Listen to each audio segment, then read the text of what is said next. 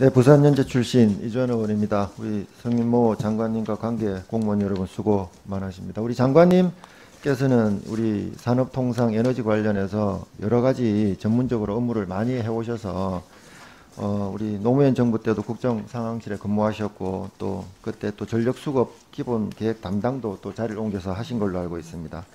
그리고 또 2018년 또 청문회 당시에 우리 장관님께서 우리 에너지 전환 정책이 필요하다고 또 강변하시면서 또 세계적 추세이다.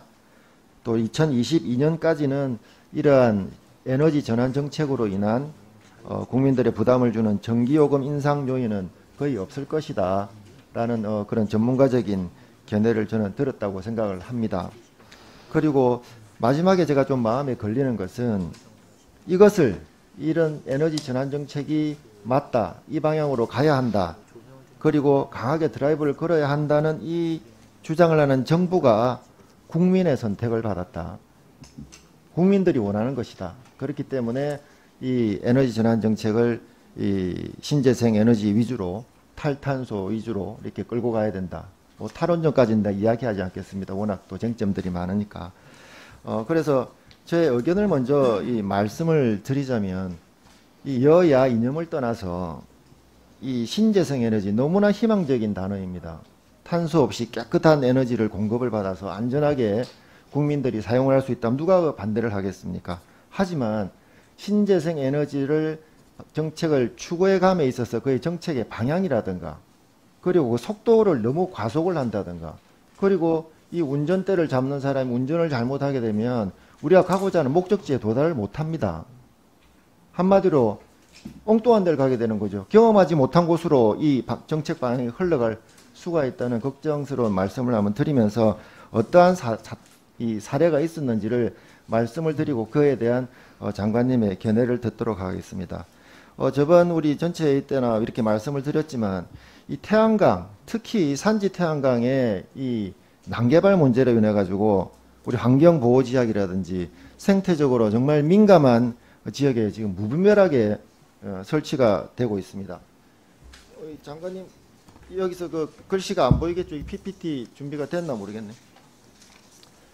보시면 제가 이 17개 시도를 전수조사를 한번 했습니다.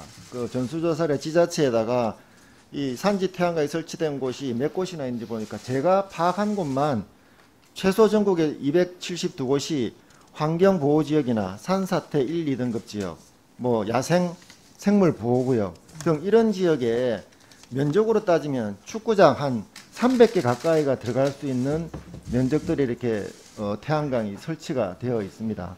이 태양광 설치된 곳에 또 특히 보면 우리 비오톱 1, 2등급이라고 아시죠? 이게 아주 자연생태 지역에도 81곳이나 무려 설치가 되어 있고 저번에 우리 태풍 오고 이제 수해가 났을 때 그 산사태의 원인이 이 태양광으로 이 시설의 원인이 아니다라고 말씀하신 그 기억도 있는데 이 태양광이 설치된 곳에 산사태 1, 2등급지가 무려 52곳이나 있더라고요. 전수조사. 제가 한 조사입니다. 더 있을 겁니다. 최소입니다. 그런데 그 52개 중에 27곳이 그 수해 때 무너졌어요. 실제로. 자, 또 어떤 문제가 있는지 장관님 견해인데 좀 이따 듣고 싶은데 이거는 알고 계신지 모르겠습니다. 육상 태양광 발전사업 환경성 평가 협의 지침이라는 그 내용에 대해서 인지하고 계십니까?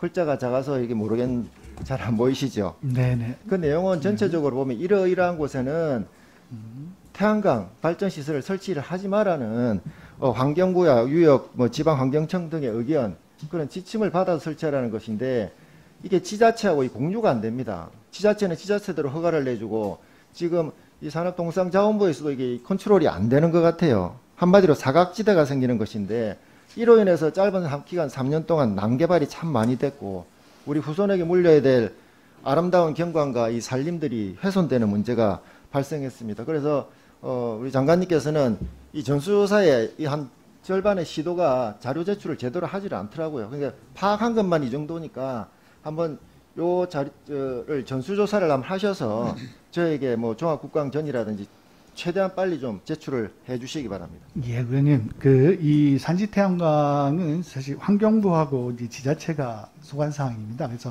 저희는 뭐 태양광 전체에 대한 저희 사업들을 하고 있고요. 예. 그 내용이 과연 환경부하고 지자체에서 어떤 정도 갖고 있는지 한번 알아보고. 그리고요, 말씀드리겠습니다. 예, 한번 그런 자료를 파악해서 한번 보시면, 아, 이게 뭔가 잘못돼 가고 있구나를 느끼실 겁니다. 그리고 이 정부의 그린 뉴딜 정책에 따르면 해상풍력 사업에 지금 공기업들이 좀 많이 뛰어들고 있어요. 해상풍력 사업은 참 돈이 많이 드는 사업인데, 지금 뭐 1조 4천억, 1조 6천억, 이렇게 드는 해상풍력 사업들이 이 비용 편익 분석에 있어가지고 절반밖에 나오지 않습니다. 0.5 수준에 나오지 않는데, 물론 이런 미래를 위한 친환경 에너지를 위해서 투자를 하는 것 이해합니다만은 이 국책 사업들이 터무니없는 비용 편익 분석 하에서도 추진이 되고 있고, 그 추진하는 공기업들이 잘 나가는 기업들이 아니에요. 지금 부채와 만성 적자에 허덕이고 있습니다.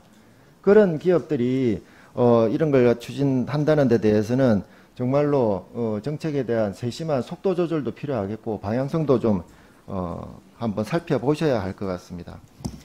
마지막으로 한 가지만 더 짚자면, 지금 우리 RPS 문제인데요. 지금 신재생 공급 의무 정산 비용이 2017년 1조 6천억에서 지금 올해 기준 절반만 해도 지금 1조 1천억, 그러니까 2조를 넘어간다는 말이죠. 올해를 다 하면.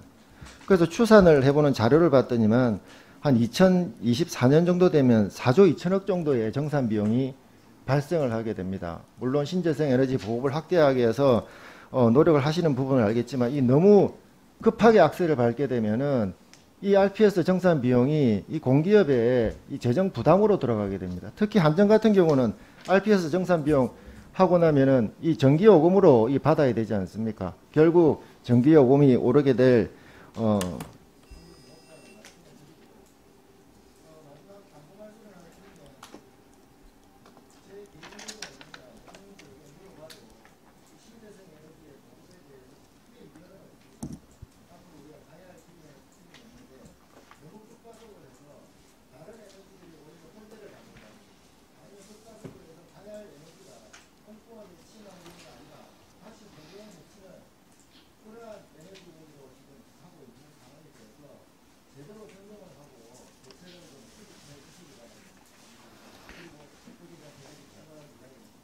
예, 간단히 말씀드리겠습니다.